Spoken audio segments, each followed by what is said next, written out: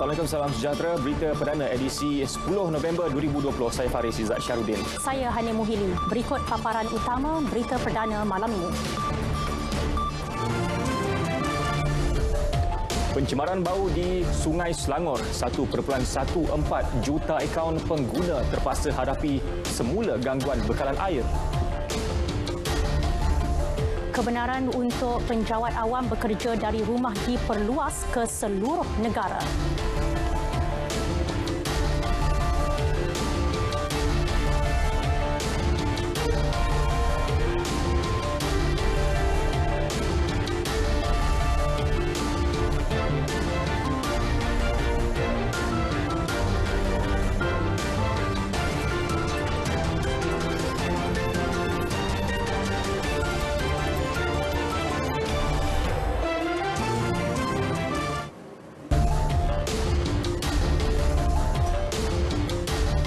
Pengguna air di Selangor terpaksa sekali lagi menghadapi gangguan bekalan air bermula 6 petang tadi. Kali ini melibatkan 1.14 juta akaun pengguna air Selangor berikutan penutupan 4 loji rawatan air LRA iaitu LRA Sungai Selangor Fasa 1, 2, 3 dan Rantau Panjang. Ya, kesemua LRA itu terpaksa dihenti tugas berikutan pencemaran bau seakan-akan pelarut dikesan di Sungai Selangor pada 12.45 tengah hari tadi. Kenyataan Ketua Komunikasi Korporat Pengurusan Air Selangor Sdn Berhad Elina Basri memaklumkan gangguan bekalan air tidak berjadual itu melibatkan 1,279 kawasan di Kuala Lumpur, Petaling, Klang, Shah Alam, Kuala Selangor, Hulu Selangor, Gombak dan Kuala Langat. Setakat 2.30 petang, pencemaran di muka sau LRA Rantau Panjang dikesan pada tahap 8 ton manakala LRA Sungai Selangor Fasa 1, 2 dan 3 pula pada tahap 4 ton. Usaha mencairkan bahan pelarut dan flushing bahan pencemaran di Sungai Selangor telah dilakukan dengan melepaskan air dari empangan Sungai Selangor dan empangan Sungai Tinggi. Lembaga Urus Air Selangor luas mengesyaki wujud unsur sabotaj daripada pihak tertentu membuang sisa industri bahan tercemar di Sungai Selangor. Pihak luas juga telah mengenal pasti lokasi pencemaran adalah dari Pelan Indah Water Consortium IWK di Taman Velox Rawang apabila terdapat air berwarna merah yang mengalir dalam longkang tersebut. Exco Negeri Hiloisian berkata pencemaran bau tersebut berpunca daripada pelepasan tanpa kebenaran bahan minyak jenis solvent.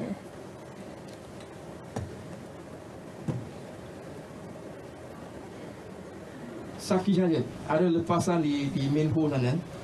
Kita masih menyelesaikan dari mana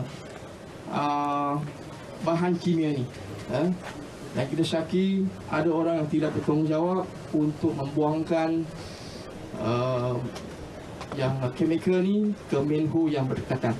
Dan selepas ini mengalir ke IWK.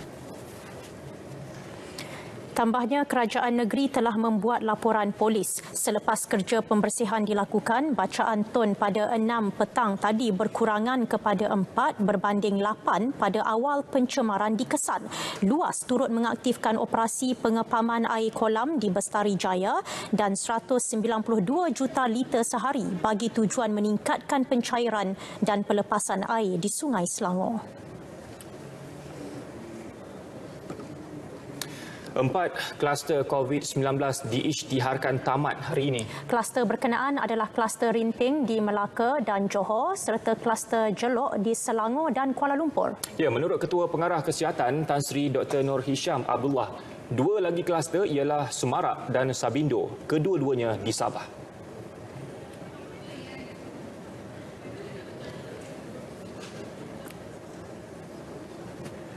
Tawau Sabah melibatkan 14 kes warga negara dan tiada kematian.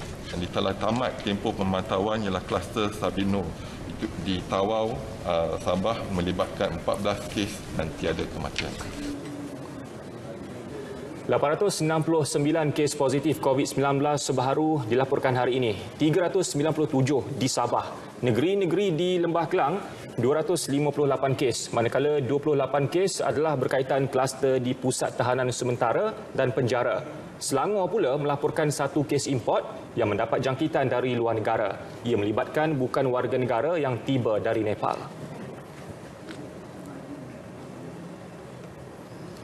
Hari ini, lagi 869 kes baharu COVID-19 dilaporkan dengan 6 kes kematian, menjadikan jumlah kumulatif sebanyak 42,050 kes.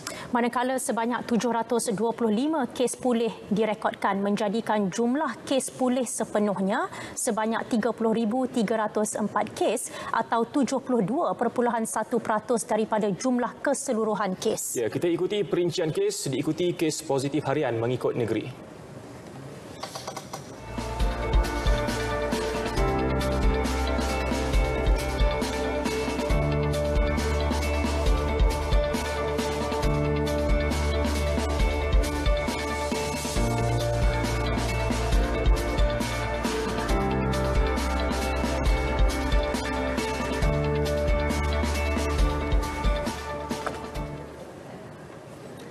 Kebenaran bekerja dari rumah bagi penjawat awam kini diperluaskan ke seluruh negara, mengambil kira situasi dan kesulitan dialami ibu bapa akibat penutupan sekolah di seluruh negara sehingga akhir tahun.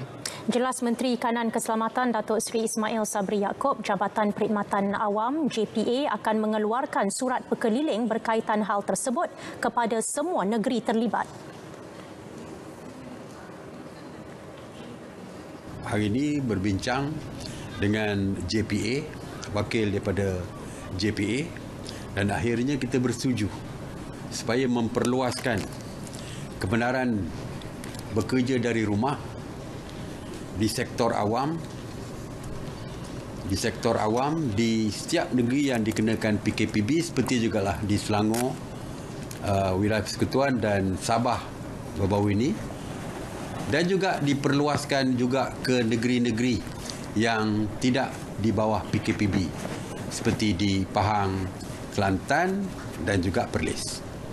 Jadi kerja daripada rumah tersebut, work from home tu diperluaskan ke seluruh negara lah. Bagi sektor industri pula, maklumat lanjut akan diumumkan Kementerian Perdagangan Antarabangsa dan Industri dalam masa terdekat. Sebelum ini, kebenaran bekerja dari rumah hanya dilaksanakan di kawasan PKPB, Selangor, wilayah Persekutuan Kuala Lumpur dan Putrajaya. Dalam pada itu, Mesyuarat Teknikal MKN telah memperincikan SOP mendaftar MySejahtera di stesen minyak.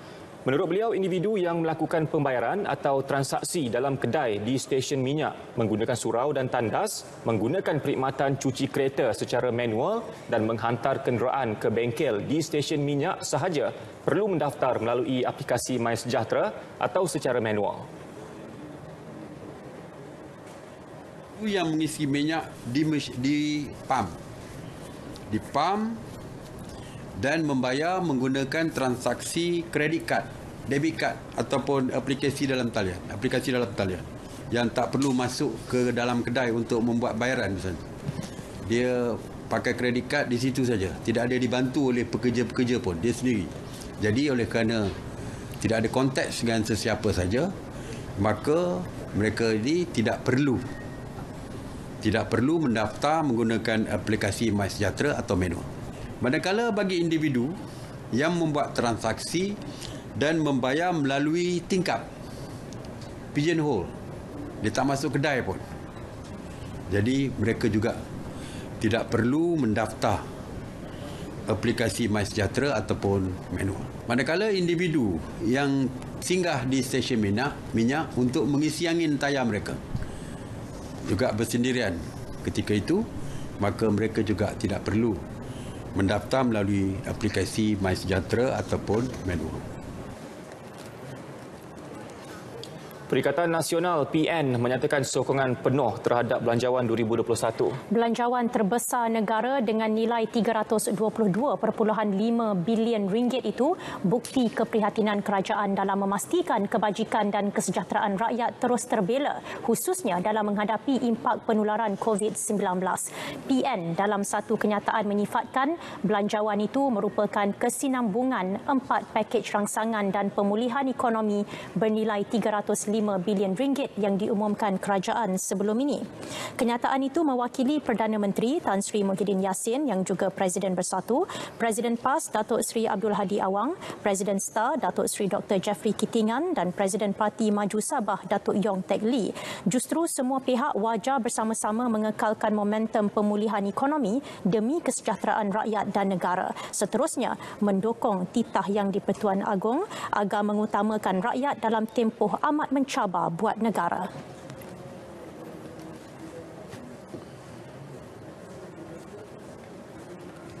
Belanjawan menyeluruh untuk semua lapisan masyarakat. Jelas Ahli Majlis Kerja Tertinggi UMNO Datuk Seri Tajuddin Abdul Rahman, untuk Belanjawan 2021, UMNO berperanan sebagai badan semak dan imbang untuk kerajaan. Kita ada peranan untuk melihat belanjawan ini dalam konteks check and balance.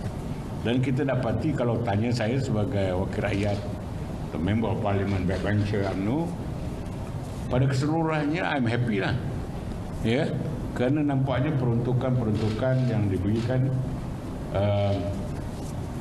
itu besar sekali, 322 bilion yang diperuntukkan oleh kerajaan. Katanya banyak penambahbaikan telah dilakukan seperti pemberian bantuan lebih bersasar. Bantuan Prihatin Rakyat BPR juga dibentangkan secara lebih terperinci pada Jumaat lalu. Beliau mengulas perkara itu dalam sidang media Kumpulan Prasarana Berhad di Ibu Negara. Belanjawan 2021 memastikan golongan rentan atau mudah terjejas terus terpelihara. 400,000 individu mendapat manfaat dengan peruntukan 2.2 bilion ringgit. Ketua Penyelidik Ekonomi TA Securities Shazma Juliana Abu Bakar menyifatkan bantuan yang diberikan kepada golongan itu sebagai menyeluruh. Ia selaras langkah pertama dalam strategi kedua Belanjawan 2021 iaitu memelihara kebajikan golongan rentan. Kerajaan telah bersetuju menaikkan kadar bantuan kebajikan bulanan kepada golongan orang kurang upaya OKU, warga emas dan golongan B40. Golongan OKU yang tidak berupaya bekerja menerima bantuan kebajikan bulanan RM300. Kadar allowance pekerja OKU juga dinaikkan daripada RM400 kepada RM450. Kalau tiada bantuan yang diberikan oleh kerajaan, kita takut bahawa golongan yang duduk dalam M40 ni dia akan jadi golongan B40. So peruntukan untuk B40 ada, peruntukan jadi M40 ada. So macam M40 takut kalau you sebab kalau B40 ni you dah katalah you dah kurang upaya, bila you tak dapat bantuan atau subsidi yang diberikan kerajaan, you akan jadi lagi tidak berupaya. Maknanya macam kalau you kurang berkemampuan, you jadi lebih tidak berkemampuan. Dalam pada itu, Ahli Dewan Negara Senator Ras Adiba Razzi berharap sokongan terus diberikan kepada individu OKU bagi membantu golongan itu lebih-lebih lagi ketika negara masih berdepan pandemik COVID-19. Saya berterima kasih kerana kadar bantuan untuk sahabat-sahabat OKU yang tidak berupaya bekerja dinaikkan kepada 300 dan juga allowance pekerja OKU juga dinaikkan kepada 450. Selain bantuan-bantuan yang lain, saya harap di waktu yang tidak jauh daripada sini, kerajaan akan dapat memberikan sedikit lagi sokongan untuk OKU di luar sana, kerana sebenarnya kadar atau kehidupan di negara kita sekarang ini amatlah tinggi. Bantuan kebajikan warga emas dinaikkan kepada RM500 selain bantuan kewangan bersasar. Kadar bantuan kanak-kanak keluarga kurang berkemampuan dinaikkan kepada RM150 untuk seorang anak berumur 7 hingga 18 tahun. Manakala RM200 diperuntukkan untuk seorang anak berumur 6 tahun ke bawah dengan maksimum RM1,000 sekeluarga.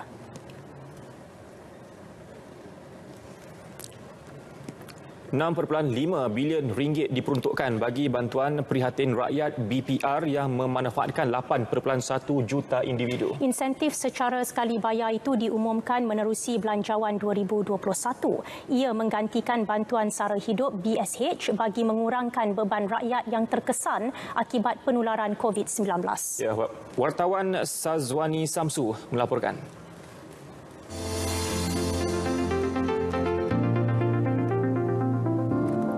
Menyeluruh dan bersasar, itu perkataan yang tepat bagi menggambarkan inisiatif kerajaan menerusi bantuan prihatin rakyat yang diumumkan oleh Menteri Kewangan Tengku Datuk Seri Zafrul Tengku Abdul Aziz menerusi Belanjawan 2021.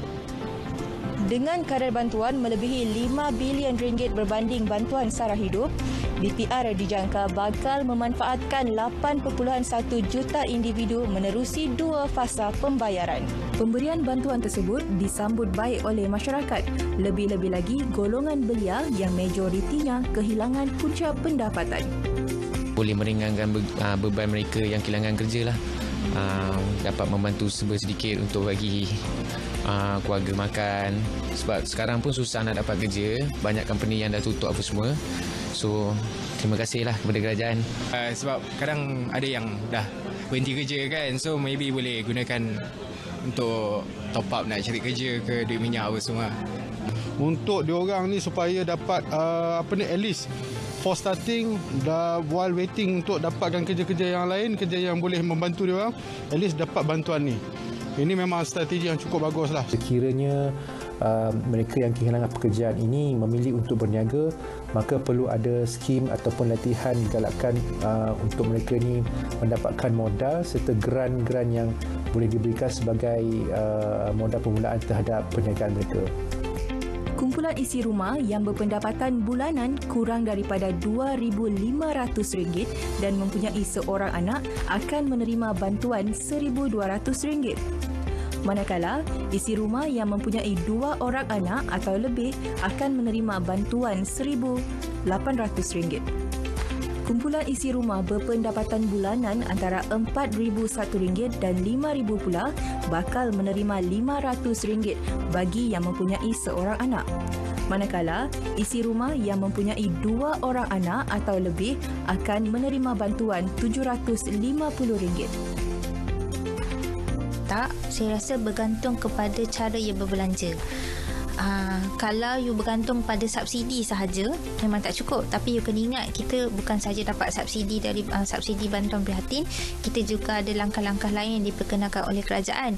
Macam saya kata tadi, dari segi caluman you boleh you boleh opt untuk kurangkan kepada 9% dan kemudian you boleh keluarkan RM500 sebulan untuk 12 bulan akan datang daripada you punya akaun 1 KWSP.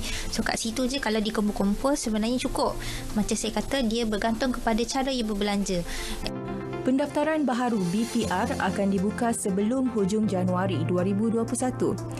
Ia bagi memberi peluang kepada mereka yang layak tetapi belum mendaftar untuk memohon bantuan terbabit.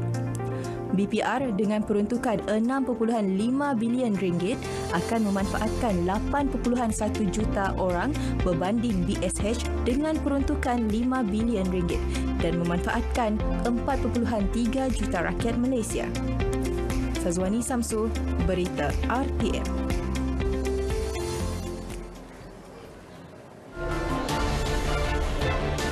Hadapi musim tengkujuh, penduduk berisiko mula buat persiapan. Paparan penuh seketika nanti, teruskan bersama Berita Perdana.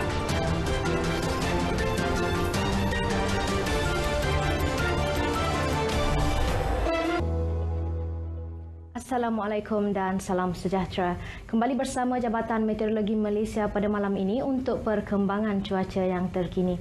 Kita mulakan laporan cuaca dengan memberi tumpuan pada ribut tropika Etau yang kini sudah membadai bahagian timur Vietnam. Walau bagaimanapun masih lagi dapat dicerap ketika ini, terdapat ribut tropika Vemco yang kini sudah bergerak menghala ke arah timur Filipina, bergerak ke arah barat laut dengan kelajuan kira-kira 20 km per jam dan masih lagi memberi kesan pada keadaan angin kencang serta laut bergelora melibatkan kawasan perairan rantau negara. Oleh itu, Jabatan Meteorologi Malaysia masih lagi mengekalkan amaran angin kencang dan juga laut bergelora kategori pertama melibatkan kawasan perairan yang telah ditandakan dengan warna jingga ini, manakala amaran angin kencang dan juga laut bergelora kategori pertama pula masih lagi dikekalkan untuk kesemua kawasan perairan yang telah ditandakan dengan warna kuning, dijangka akan berkuat kuasa sehingga 13 Oktober 2020 dan sepanjang tempoh amaran ini berkuat kuasa, keadaan perairan ini masih lagi berbahaya untuk semua aktiviti perkapalan dan juga pantai, termasuklah menangkap ikan, perkhidmatan feri, bot-bot kecil, sukan serta rekreasi laut.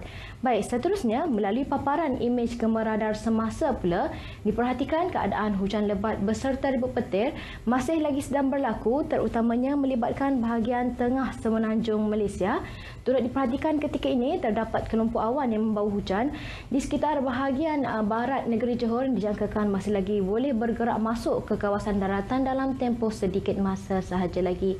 Di negeri Sabah dan juga Sarawak pula diperhatikan keadaan hujan lebat beserta ribut petir ketika ini hanya tertumpu melibatkan bahagian mukah negeri Sarawak, manakala di negeri Sabah pula keadaan hujan ketika ini hanyalah tertumpu melibatkan bahagian Kudat dan juga sandakan negeri Sabah yang dijangkakan akan beransur reda dalam tempoh sedikit masa sahaja lagi. Baik, ini sahaja ramalan cuaca yang dapat saya kongsikan pada malam ini. Berikut pula merupakan ramalan cuaca bagi bandar-bandar utama di seluruh Malaysia untuk sepanjang pagi esok. Sekian dahulu dari Jabatan Meteorologi Malaysia, saya Atikah Marziah. Assalamualaikum dan salam sejahtera.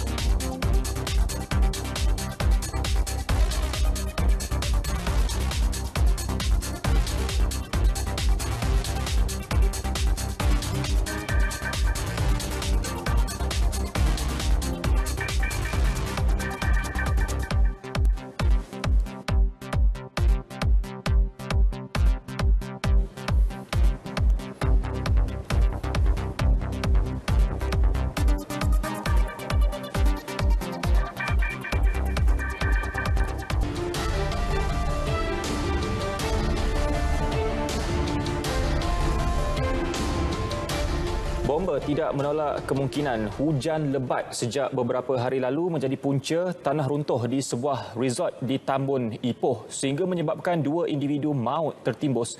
Kejadian berlaku di kawasan Banjaran Hot Spring kira-kira 1:28 pagi tadi.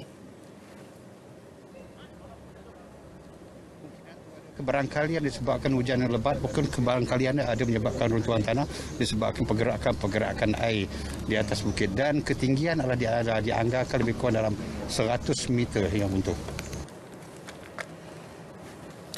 Pemangku Ketua Polis Perak, Deputy Commissioner Datuk Goh Boon Keng memaklumkan mangsa seorang lelaki dan wanita ditemui di dalam sebuah bilik jacuzzi kira-kira pukul 9.55 pagi. Mangsa dikenali sebagai Oi Chi Wei, 39 tahun dan Lee Zi Juin, 32 tahun, kedua-duanya warga tempatan. Kejadian pada awal pagi itu disedari kaki tangan resort sebelum mengarahkan ke semua penghuni yang menginap di 4 bilik menyelamatkan diri. Namun, mangsa gagal bertindak sedemikian kerana dikatakan terperangkap. Bagi mengelak risiko musim tengkujuh yang diramal berakhir Mac tahun depan, nelayan di Pulau Gajah Pengkalan Cepa, Kelantan mula membuat persiapan. Mereka bergotong royong menarik sebanyak 30 buah bot naik ke darat. Program seperti itu antara aktiviti tahunan penduduk setiap kali menjelang musim tengkujuh. Biasanya, aktiviti dilakukan seawal 7 pagi atau waktu petang kerana ketika itu air pasang sekaligus memudahkan bot ditarik tanpa merosakkan strukturnya. Tempoh tidak turun ke laut juga digunakan sebaiknya bagi membaiki kerosakan bot, mengecat dan membaiki pukat. Dah sampai buah. Esok pula. Jadi bukan kata suruh mebuk lah. 30 buah tu tarik berasu-asu lah. Jadi lepas tarik buk apa tu, akan buat servis lah. Servis buk ni setahun sekali. Servis buk. Dengan cat agapo, beki puka, untuk peralatan menangkap ikan lah. Nak beki, nak cat, nak refi-refi, cat semiluk. Pergi ke laut ni kita ambil kesempatan untuk beki. Untuk beki ni masa ni untuk kita ambil untuk beki kesempatan masa lapar ni. Saya betul kita sumber tiap kapur ni untuk gotong royong untuk tarik buk lah. Kalau tu lah atas ngikut atas air. Kalau air besar, kita tarik banyak putih sikit. Kalau air surut, sikit lah. Gitu. Dia air besar ni mudah nak naik pasal dia tak tubir mana kan. Pasal sembing. Kalau pasir tak apa tubir pun, dia tak akan perahu. Kalau sembing ni, kalau mana saya ingat ya, kena perahu lah. Met Malaysia mengeluarkan amaran monsun timur laut dijangka bermula esok sehingga Mac, melibatkan 4 hingga 6 episod hujan lebat. Bagi fasa awal dari November sehingga Disember, hujan lebat diramal berlaku di Kelantan, Terengganu dan Pahang. Menjelang Januari pula, hujan lebat akan lebih tertumpu di Pahang, Johor, Sabah dan Sarawak. Hari ke-154 pelaksanaan Perintah Kawalan Pergerakan Pemulihan PKPP. Seramai 341 individu ditahan dalam operasi berkaitan semalam. 307 individu dikenakan kompaun, 33 direman dan seorang telah dijamin.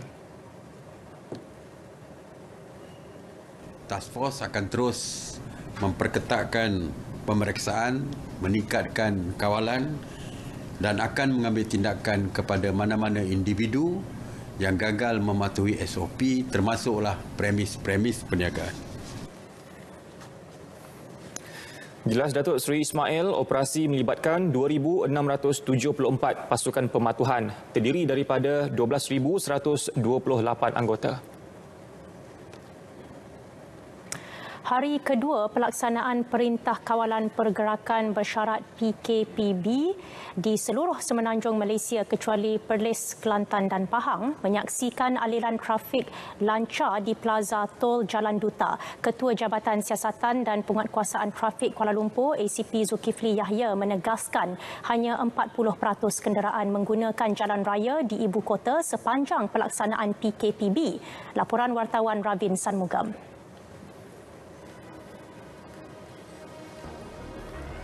Tinjauan saya bermula sekitar pukul 11 pagi tadi di kedua-dua arah Plaza Tol Jalan Duta. Keadaan trafik terkawal dan lancar dengan SJR memberi tumpuan terhadap pematuhan prosedur operasi standard. Ia termasuk menyemak surat kebenaran polis dan memastikan hanya 2 individu berada di dalam kereta pada satu-satu masa.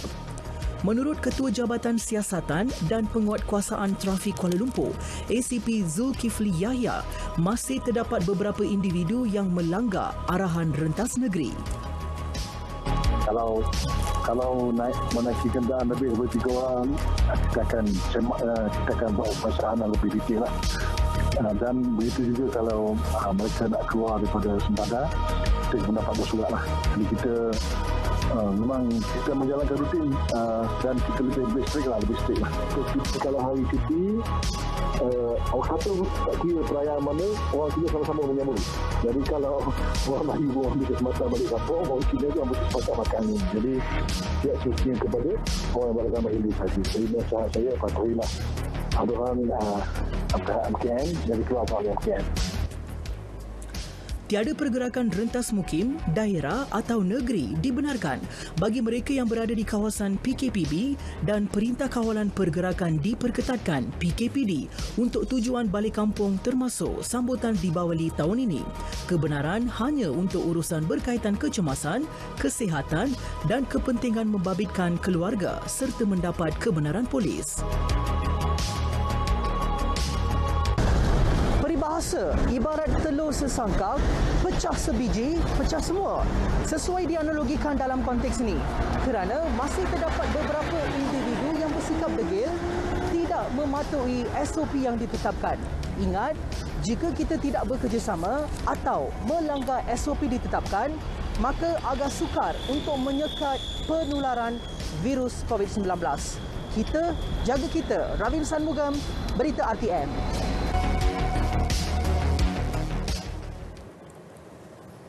Kementerian Wilayah Persekutuan akan melaksanakan skim wilayah bebas berniaga selama 6 bulan bermula 15 November ini. Inisiatif wilayah prihatin itu bagi membantu penduduk wilayah yang terjejas akibat penularan wabak COVID-19. Menurut Menteri Wilayah Persekutuan, Tan Sri Anwar Musa, satu garis panduan akan dibuat bagi memudahkan pemantauan, manakala lesen penjaja sementara akan diberikan secara percuma.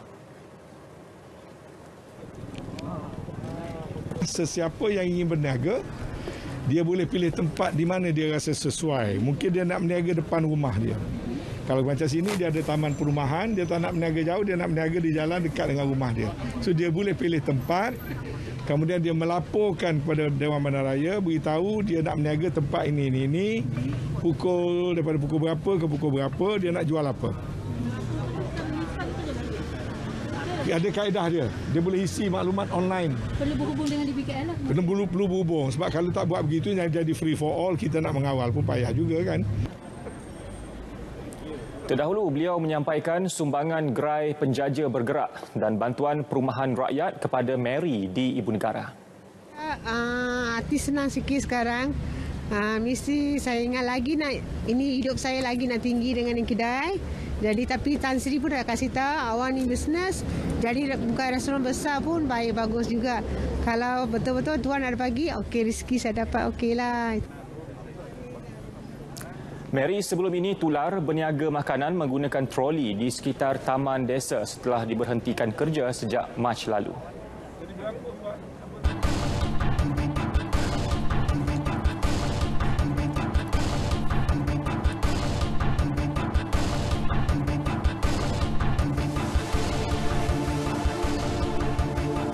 Sidang Dewan Rakyat, sehingga semalam 276 kluster COVID-19 dipantau oleh Kementerian Kesihatan KKM.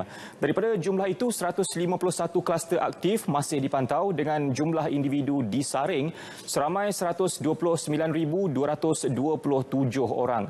Jelas Menteri Kesihatan Datuk Seri Dr. Adham Baba. Sebanyak 125 kluster telah tamat dengan jumlah individu yang disaring adalah seramai 194,527 orang.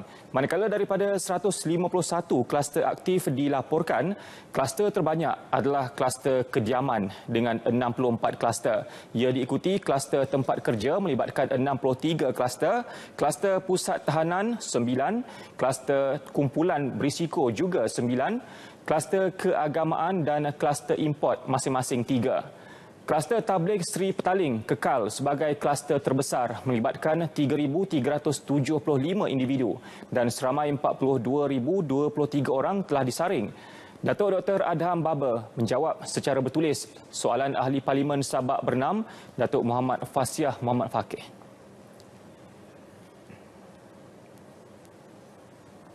Baik, perkembangan projek jalur lebar pinggir bandar dan luar bandar.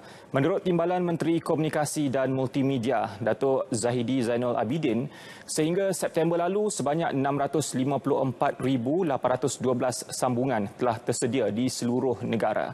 Jelasnya, kadar langganan jalur lebar talian tetap melalui projek tersebut turut meningkat kepada 45% berbanding 36% pada September 2019.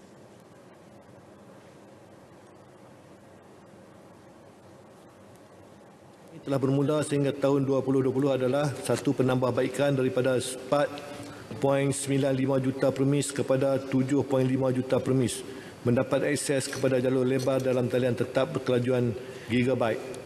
Perluasan liputan jalur lebar mudah alih 4G daripada 91.8% kepada 96.9% di kawasan yang berpenduduk serta mempertingkatkan kelajuan purata jalur lebar mudah alih daripada 25 megabits kepada 35 megabits. Beliau menjawab pertanyaan Ahli Parlimen Hang Tuah Jaya, Datuk Seri Syamsul Iskandar.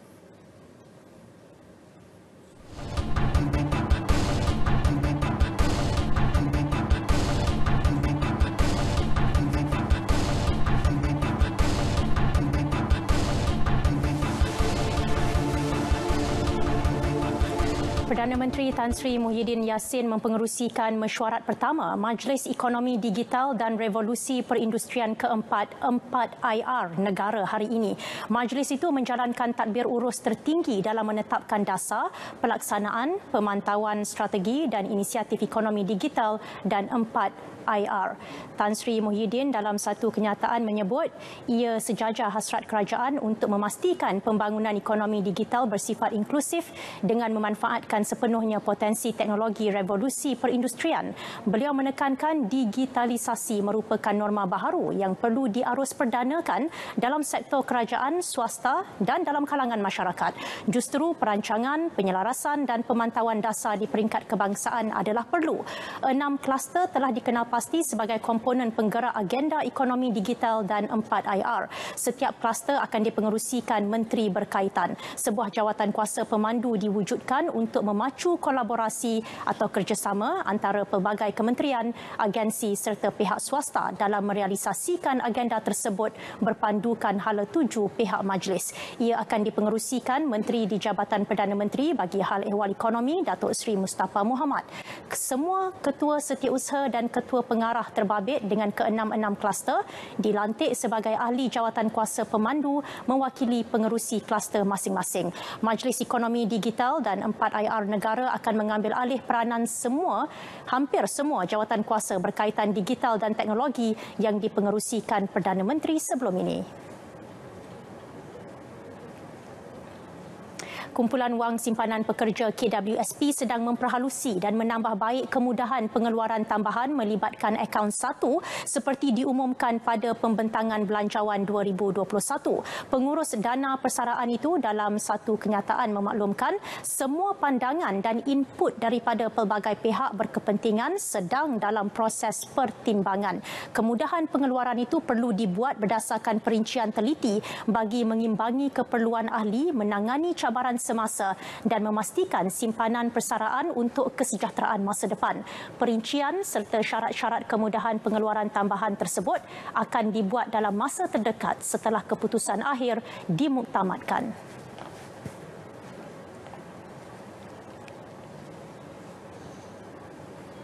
Inisiatif menerusi belanjawan 2021 turut menumpukan usaha mewujudkan pelaburan baharu dengan nilai tambah tinggi. Jelas Pengarah Belanjawan Negara Johan Mahmud Marikan, ia akan terus menjadikan negara destinasi tarikan pelaburan sekaligus mewujudkan lebih banyak peluang pekerjaan. Terdapat projek mega ataupun sampai 38 bilion juga yang akan ditender dalam tempoh terdekat pada awal tahun depan supaya memastikan bahawa terdapat juga kelangsungan perniagaan, ada aktiviti baru. So tak payah tunggu lama dari segi kombinasi belanjawan 2021 bersama dengan rancangan Malaysia 12 bermula tahun 2021 akan merancakkan lagi dari segi pemulihan ekonomi dan juga peluang untuk perniagaan dan individu. Belanjawan 2021 menggariskan beberapa inisiatif bagi menjana dan mengekalkan pekerjaan. Ia merangkumi 3 langkah iaitu insentif penjana kerjaya, peningkatan kemahiran dan latihan semula dan menawarkan 50,000 peluang pekerjaan menerusi Malaysia Short Term Employment Program MyStep.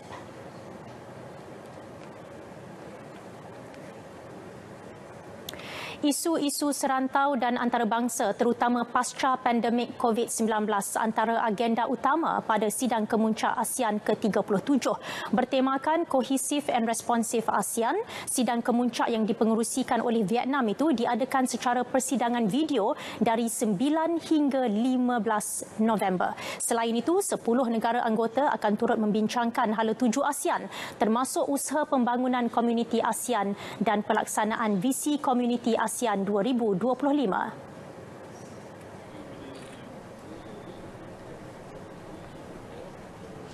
Para pemimpin ASEAN juga dijangka mengumumkan penubuhan Pusat Serantau ASEAN bagi Kecemasan Kesihatan Awam dan Penyakit Baru, the ASEAN Regional Centre and Public Health Emergencies and Emerging Diseases.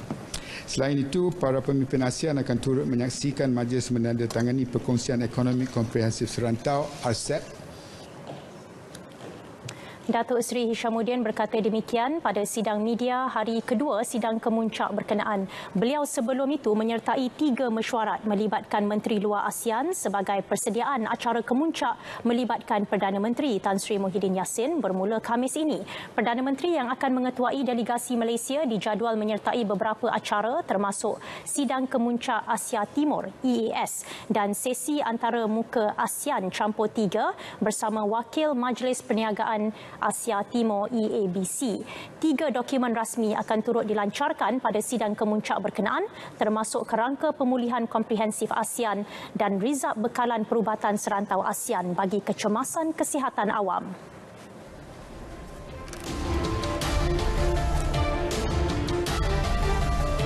Baik, selanjutnya untuk perkembangan sukan malam ini kita akan bersama dengan Akhtar.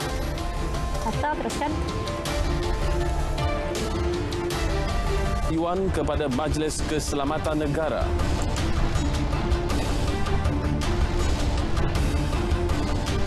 Persekutuan Angkat Berat Malaysia sokong Sukma Johor ditangguhkan.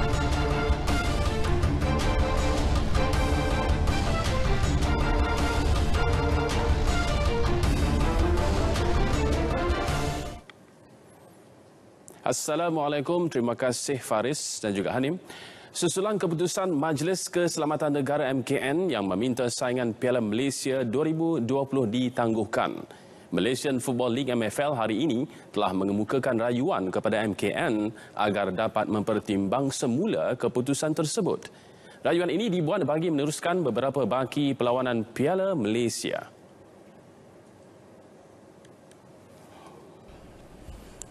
Keputusan untuk membuat rayuan kepada MKN itu diputuskan selepas mesyuarat khas ahli lembaga pengarah MFL menerusi kenyataan rasmi Ketua Pegawai Eksekutif MFL Dato' Abdul Ghani Hassan. Pihaknya telah mengambil maklum keputusan yang telah dikeluarkan MKN berdasarkan situasi COVID-19 yang melanda negara ketika ini. Bagaimanapun, MFL berharap agar pihak MKN dapat mempertimbang rayuan MFL untuk meneruskan saingan Piala Malaysia musim ini dengan perancangan khas serta SOP yang lebih ketat termasuk mengadakan perlawanan secara berpusat iaitu quarantine based. Kita akur dengan keputusan tersebut, tetapi membuat rayuan sekali lagi agar Piala Malaysia dapat dijalankan peringkat quarter final, sport akhir dan juga akhir di negeri-negeri yang tiada PKPB. Kita merancang, tingkat awal merancang setelah pengumuman pada 7 bulan oleh Berhormat Menteri Kanan bahawa akan dilaksanakan PKPB pada 9 bulan, iaitu semalam. Maka pada hari Sabtu dan hari Ahad, MFL telah merancang agar mengadakan kuarter skor akhir dan skor akhir di 2 venue. Iaitu kita memilih di Kota Baru, Stadium Sultan Muhammad dan juga di Pahang, Stadium Darul Ma'amur. Tambahnya, keputusan untuk mengemukakan rayuan ini turut disokong 8 pasukan yang layak ke skor akhir di mana mereka bersedia untuk beraksi mengikut perancangan dan SOP seperti yang ditetapkan MFL dan MKN. Pasukan PDRM tidak lagi akan menggunakan khidmat jurulatih Muhammad Ishaq Kunju Muhammad bagi musim depan. Kontraknya yang dijadual berakhir hujung bulan ini dan tidak akan disambung. Keputusan itu diambil dalam mesyuarat pengurusan pasukan berkenaan minggu lalu sekaligus menyaksikan impian jurulatih berusia 48 tahun ini untuk terus membimbing The Corps tidak kesampaian. PDRM menghuni kedudukan tercorot Liga Super musim ini sekaligus tersingkir ke saingan Liga Perdana musim depan. Lebih menyedihkan, skuad The Corps memulakan saingan musim ini dengan negatif 3 mata selepas didenda susulan kegagalan pengurusan membayar tunggakan gaji pemain musim lalu selain gagal mencapai persetujuan pelan penyelesaian tunggakan gaji. PDRM juga tempang musim ini apabila hanya mampu menggunakan khidmat 2 pemain import hingga berakhir liga. Selain sebahagian besar pemainnya dalam kalangan anggota keselamatan turut terbabit bertugas dalam membendung penularan wabak pandemik COVID-19. Mengenai masa depannya musim depan, Muhammad Ishak yang juga bekas pertahanan kiri pasukan Terengganu era 1990-an itu mengakui setakat ini belum dilamar mana-mana pasukan.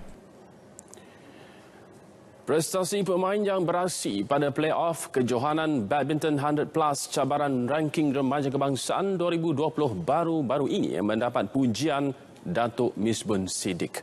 Beliau yang merupakan pengarah pembangunan remaja Persatuan Badminton Malaysia BAM berkata ia menjadi gambaran sistem latihan yang diterapkan oleh barisan kejurulatihan berada di landasan terbaik.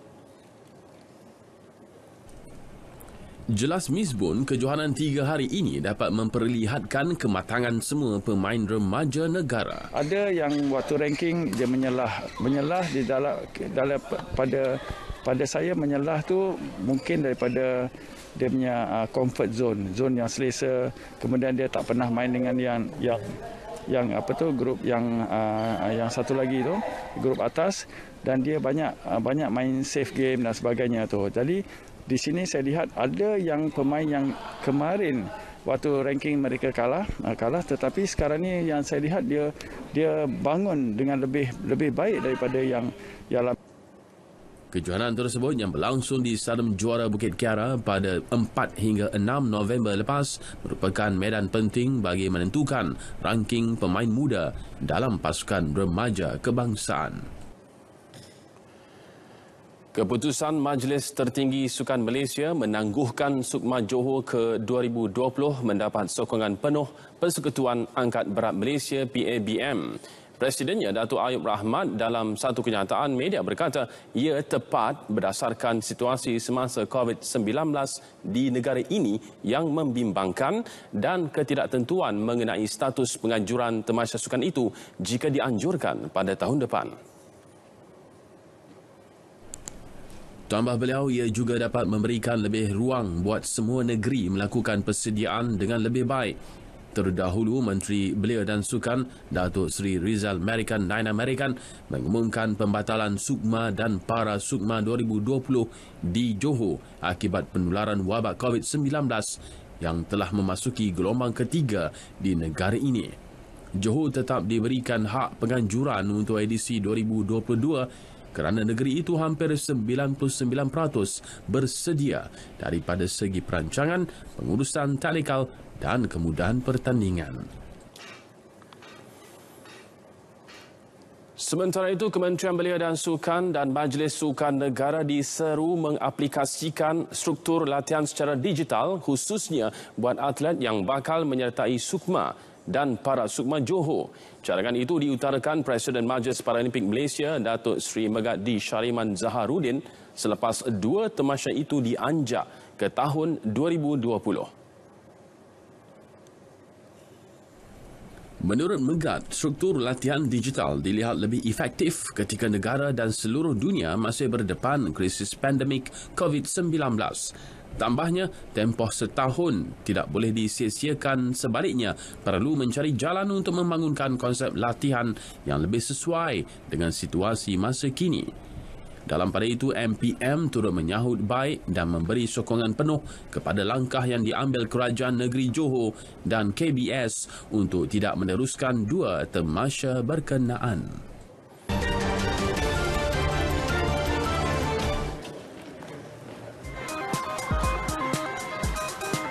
Ini adalah cara motivasi diri oleh sekumpulan kaki tangan jualan sebuah syarikat perabot di Guangdong, China.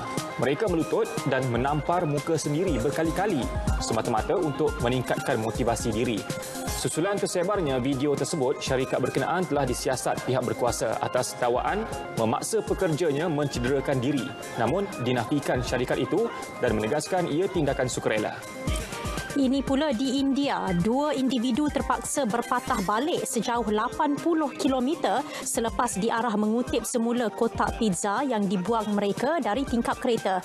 Mereka tiada pilihan selepas penduduk membuat aduan kepada pihak berkuasa dan menularkan resit pembelian mereka yang tertera nombor telefon pembeli. Difahamkan banyak pihak telah menghubungi mereka mendesak supaya kembali mengutip sampah yang dibuang. Ini juga mengenai kuasa tular. Kanak-kanak lelaki yang menunggang motosikal dalam video yang tular di laman sosial akhirnya tampil menyerah diri di IPD Kubang Pasu, Kedah semalam. Difahamkan kanak-kanak berusia 10 tahun itu datang bersama bapanya. Ketua Polis Daerah Kubang Pasu, Superintenden Muhammad Ismail Ibrahim mengesahkan rakaman video itu berlaku di Kampung Paya Cegar, Jitra pada 6 petang Ahad lalu. Netizen memuji tindakan bapa kerana tampil menyerah diri.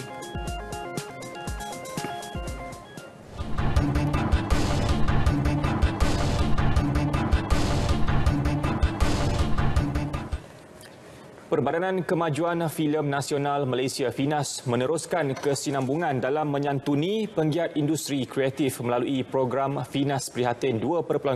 Pengerusi Jawatan Kuasa Hal Ehwal Warga Industri, Kebajikan dan Data Industri FINAS, Datuk Seri Izlan Yusof berkata, program tersebut bakal menyantuni 50 orang lagi penggiat industri kreatif yang memerlukan bantuan dan sumbangan. Program turut melibatkan kerjasama dengan persatuan-persatuan perfilman dan rakan-rakan strategik.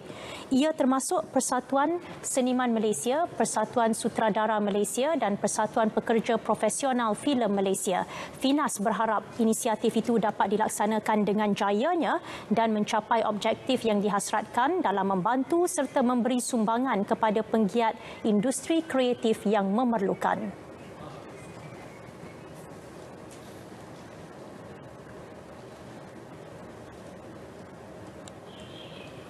Berita perdana edisi 10 November 2020 berakhir di sini. Jangan lupa imbas MySejahtera apabila berkunjung ke mana-mana premis untuk rekod kemasukan. Yang penting beri kerjasama dan patuh prosedur operasi standar SOP bagi mencegah penularan wabak COVID-19, juga melendaikan lengkup COVID-19. Assalamualaikum. Salam hormat, jumpa lagi.